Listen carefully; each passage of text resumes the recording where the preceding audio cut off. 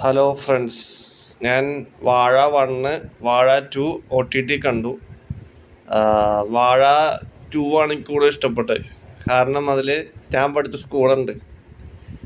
അതായത് സെറ്റിൽമെൻറ് എന്ന സ്കൂളിലാണ് ഞാൻ LKG തൊട്ട് 10ാം ക്ലാസ് വരെ പഠിച്ചത്. വാഴ 2 ഷൂട്ട് ചെയ്ത് അവിടെയാണ്. അത് കാരണം ആ സിനിമ എനിക്ക് ഇഷ്ടപ്പെട്ടു.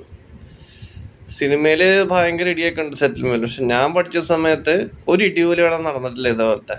അതവർ സിനിമയ്ക്ക് വേണ്ടി മാത്രം കെട്ടിച്ചമച്ച ഇടിയാണെന്ന് എനിക്ക് തോന്നുന്നു. കാരണം അവിടെ ചെല്ലുമ്പോൾ തന്നെ ഭയങ്കര സ്ട്രിക്റ്റ് സ്കൂളാണിത്. ഞാൻ സ്ഥിരം ഈ ചെരുപ്പിടാൻ പറഞ്ഞു അതിന് പോലും അസംബ്ലിയിൽ വിളിച്ച് തല്ലുന്ന ടീമുകളാണ്. അത്രയ്ക്കും സ്ട്രിക്റ്റ് ആയിരുന്നു അവർ. ഈ ടി വിയിൽ സിനിമയൊക്കെ കാണിക്കുന്ന എല്ലാം നടക്കണ അത് നല്ല സ്കൂളാണ്. അങ്ങനത്തെ അടി ഇടിയൊന്നും നടക്കാറൊന്നുമില്ല പറഞ്ഞ പോലെ. കാരണം അവിടെ സമ്മതിക്കൂല. ആ രീതിയിലുള്ള ഇതാണ്. പിന്നെ വാഴയിൽ അഭിനയിച്ചേക്കണ ഹാഷിർ, അലന്, അങ്ങനെ ഒരു 5 പേരാണ് മെയിനായിട്ടുള്ള വാഴ 2-ൽ. പിന്നെ നായക ഒരു പുതിയ കൊച്ചാണ്, ഏഞ്ചൽ മേരി അങ്ങനെ തോന്നുന്ന പേര് വന്നു. അപ്പോൾ വാഴ 2 എന്ന് പറഞ്ഞാൽ ഒരു 4 സുഹൃത്തുക്കളുടെ കഥയാണ്. ആദ്യം 2 പേരുള്ളൂ, അലനും ഇവനും ഹാഷിറും മാത്രമേ ഉള്ളൂ. പിന്നീടാണ് വേറെ 3 പേരും കൂടി അങ്ങോട്ട് വരുന്നത്. അതായത് അലൻ്റെ 3 പറഞ്ഞാൽ 2 പേരെന്നുള്ള 5 പേരാണ്. എങ്ങനെ വെച്ച് കഴിഞ്ഞാൽ 4-5 പേരുണ്ട് ഏകദേശം. അതായത് ഈ അലനൊരു പെങ്ങുണ്ട്. അലനെ കയറി മറ്റോ പ്രേമിക്കും.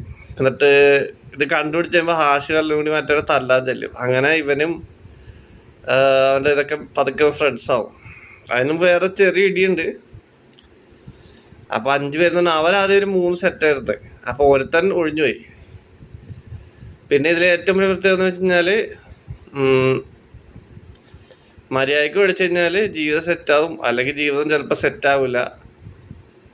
ജയിച്ചാലും ചിലപ്പോഴേ സെറ്റാവുള്ളൂ, ഉറപ്പില്ല. അതായത് ഈ പരീക്ഷ തികഞ്ഞപ്പോൾ ഹാഷിർ തോറ്റ് ബാക്കി 3 പേരും ജയിച്ച് അത് തിരിച്ച് മതിയത് കേട്ടപ്പോൾ അയ്യോ.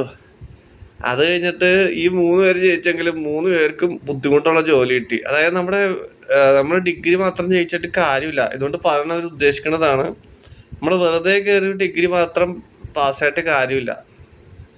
നല്ല ഡിഗ്രി പാസ്സായി കഴിഞ്ഞാൽ അതനുസരിച്ചുള്ള ജോലി കിട്ടും. ഇതേപോലെ +2 ഒക്കെ കഴിഞ്ഞ് പോയി കഴിഞ്ഞാൽ അതനുസരിച്ചുള്ള ജോലി കിട്ടുള്ളൂ.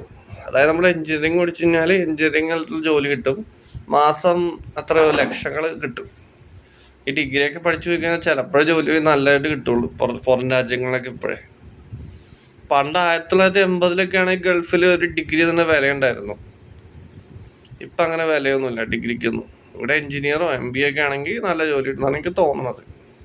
വാഴയിലും കാണിച്ചിരിക്കും. അതായത് നന്നായിട്ട് പഠിച്ചാലും നല്ല ജോലി കിട്ടും, അല്ലെങ്കിൽ എങ്ങും എത്തൂല. ഇതാണ് വാഴ 2-ലെ കഥ. പിന്നെ സെറ്റിൽമെൻറ്റിലാണ് എൻ്റെ ഷൂട്ടിങ് മെയിനായിട്ട് നടന്നിരിക്കുന്നത്.